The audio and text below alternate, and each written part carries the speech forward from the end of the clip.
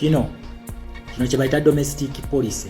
Kino kye bayita domestic policy entuufu. Mukitegeera? Eno ye domestic policy entuufu. Kubanga nakugambye ffe tetutambulira mu constitution ya Museveni.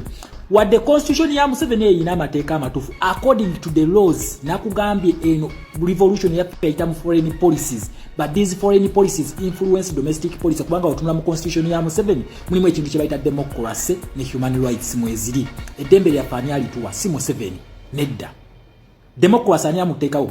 Nabaga tugenda kuddayo mu gundi mugenda kutegera domestic policy omutuufu. Mu Uganda okusobola okulwanyisa Museveni ekintu kye tugenda okukola kibeera boycott, defiance, kujeemera biteeka bikyamu. Ebiteeka bino mu kujeema tuba tukozesa ekintu kye bayita human rights. Wabula senga tugondera ebintu bino ebya Museveni kitegeeza nti Museveni abeera tukubi. Museveni okwata omusajja ono muvawala n'amutulugunya bw'ati n'amukasuka it is a signal. Nakugambye nti option Museveni gy'asigazza yokka eryegi kuwamba na kutiisa n'okusiba. The option z'asigazza. Nkukakasa essaawa eno Museveni takyasobola kutta Munnayuganda. Tasobola kutta Munnayuganda lwaki?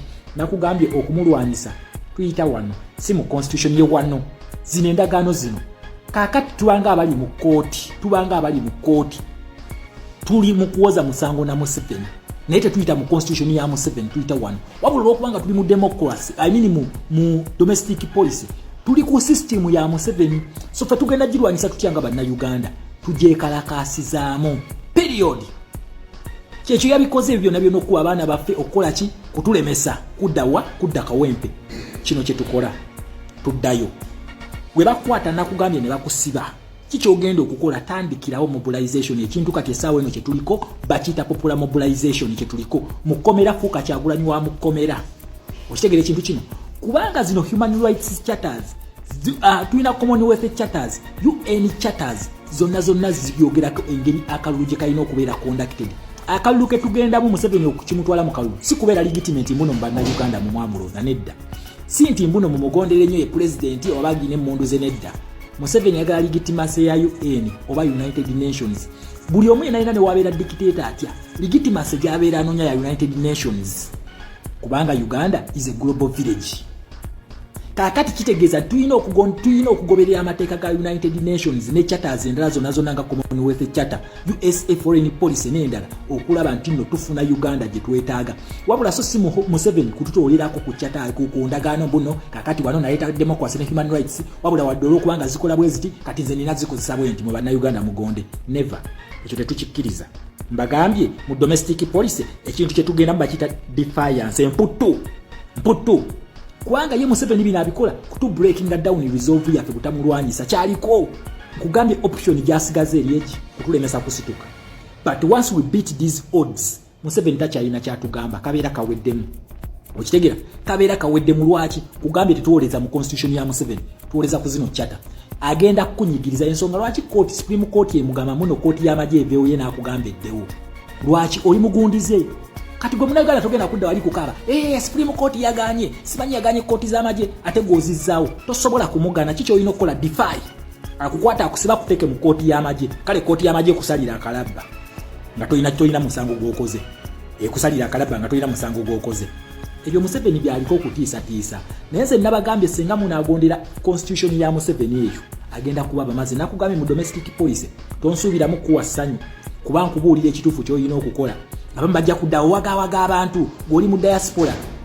Gyendi kubanga tuli mu revolution terwanibwa ku ground wokka. Buli omu alina okuzanya paati ye okusinziirawo waali. Okitegera ekintu kino. Era nawe gwe bana batutte mu kkomera revolution egenda kuba ekusalidde ekyo balakalaawo fiikumu. Toddawo kutuka abiri atense nze ne bansiba ne bankola bwe bati wajja mu bintu bino ng'obimanyi. Essaawa eno omunafu just back off. Yensonga lwaki byonna byonna ebyatuukawo tubizeemu tuddayo kulaga Museveni ono nti sigwa afuga ekyo kye tulina okumulaga. Wabula senga munaabowinga down ku buli kyagamba najja n'abakola ebintu n'abatiisatiisa ne mugamba akatuumula ajja tukuba ajja tumenya amagulu. Kyova olaba sigino gye basindika Kyagulanyi osibya abaana b'abendi simanyi Kyagulanyi obassa Kyagulanyi yabatta.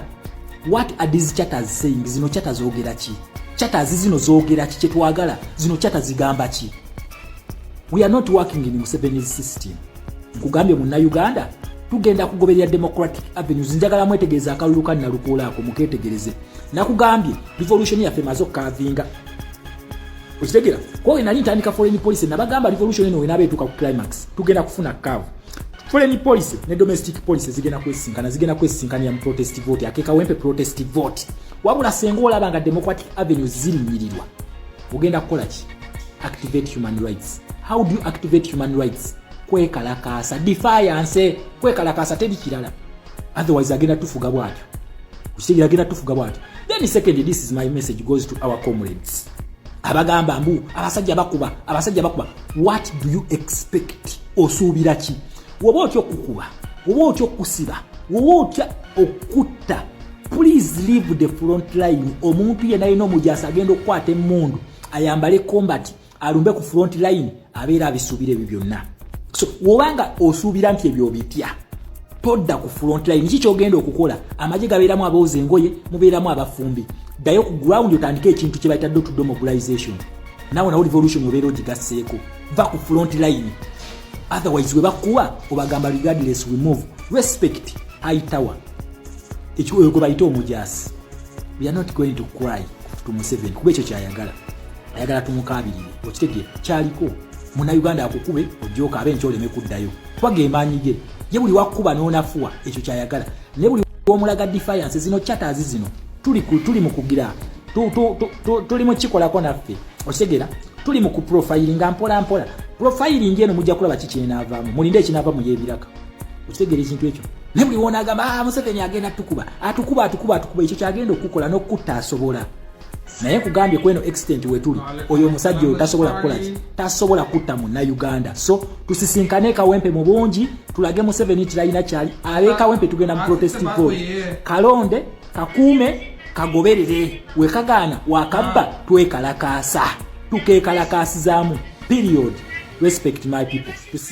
Assalamu alaikum wa rahmatullahi wa barakatuh. Amanya neddobozi Aji Abdu omusomi weddwa nkola ku nsonga ezenjawulo emirimu nga gikutataganyeko ebyenfuna byo nga bidobonkanye ne oba oli bweru wa ggwanga emirimu gya kucankalanako jangu kusomere ku ddwa okubeda nedda eddwa zaabaawo eddwa zisomibwa omuntu n'oterezebwa mu mbeera yonna ebadde kwesibyeko akanyaga. Nina ekyoto kyensobola okukumira wadde oli bweru wa ggwanga nga toli kumpi wano n'ofuna omukisa ogwo nawe n'osomerwako ku ddwa nakuteddeko n'akabaani Allah ajja kusaasira ajja kwanukula.